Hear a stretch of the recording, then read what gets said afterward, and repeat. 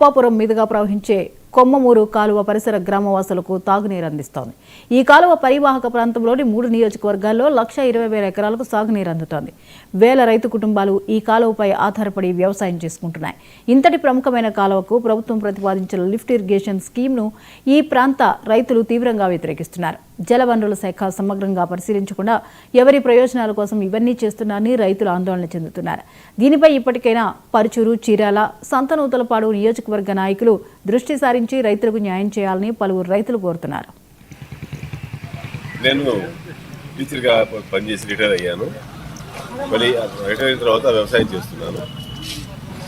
కొమ్మమూరు కాలం మీద అప్పాపురం ఛానల్ దగ్గర ఒక లిఫ్ట్ ఇరిగేషన్ కట్టి 36 కోట్లతోటి ఇరిగేషన్ కట్టి కిందకి నీళ్ళు రాకుండా పెద్ద పెద్ద మోటార్లతోటి నీళ్ళన్నీ కూడా లాక్కొని 5 గ్రామాలకి ఉపయోగం అని చెప్పేసి అంటున్నారు. కింద వాటి సంగతి ఏంటనే అంటే కింద ఉన్నటువంటి పొలాలకు కానీ మనుషులకు కానీ నల్లమడ వాగులు డ్రైన్ నీళ్లు లిఫ్ట్ చేస్తామని సమాధానంగా చెబుతున్నారు.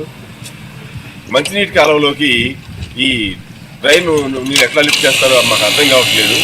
కాబట్టి ఈ ప్రాజెక్ట్ని వల్ల దిగువన ఉన్న 70 గ్రామాలు ప్రజలు, దాదాపుగా 5-6 లక్షల మంది ప్రజలు, అలాగే చీరాల మున్సిపాలిటీకి కూడా ఈ కాలం నుంచే నీరు వెళ్తుంది. దాదాపు 1,00,000 మంది చీరాల టౌన్ వాళ్ళు ఉన్నారు.